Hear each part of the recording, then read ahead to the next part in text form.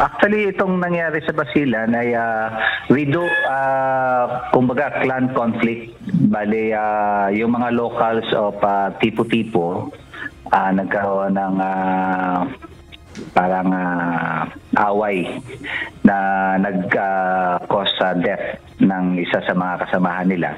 And then, it just so happened na isa sa mga gusto nilang gantihan ay local barangay captain ng barangay ng tipo-tipo.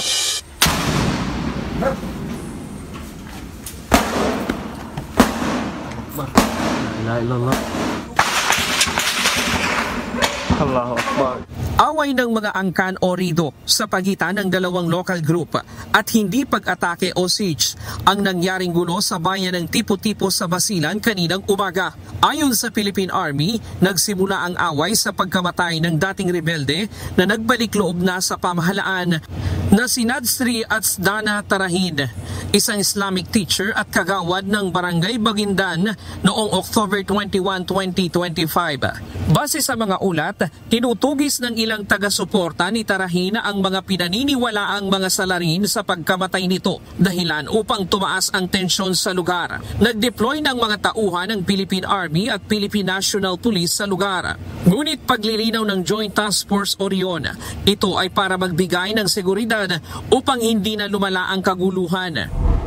Kaninang umaga, humupa na ang sagupaan, bagamat hindi pa tuluyang natatapos ang tensyon.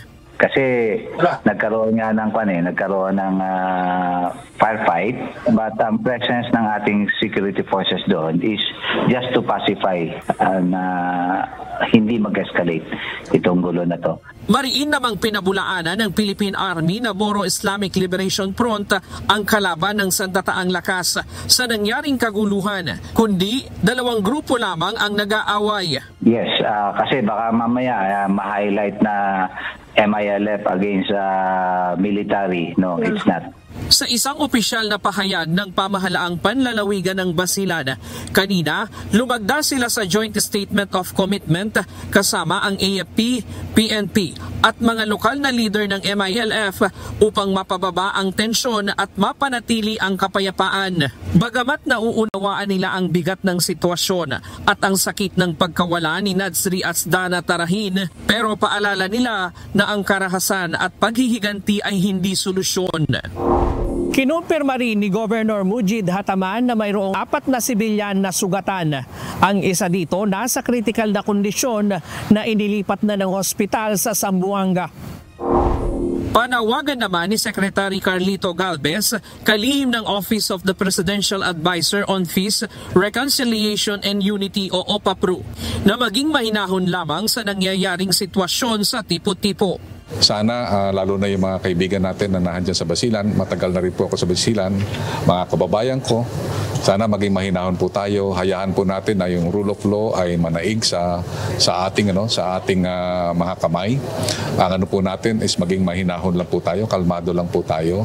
And rest assured that I talked to General Sales, and he said that they are coordinating closely with the LGUs and also with the police, that they will immediately bring justice to this inhuman killing that we had witnessed in Langitan.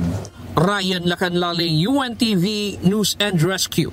Diyos ang aming sandigan, serbisyo publiko ang aming pinahahalagahan.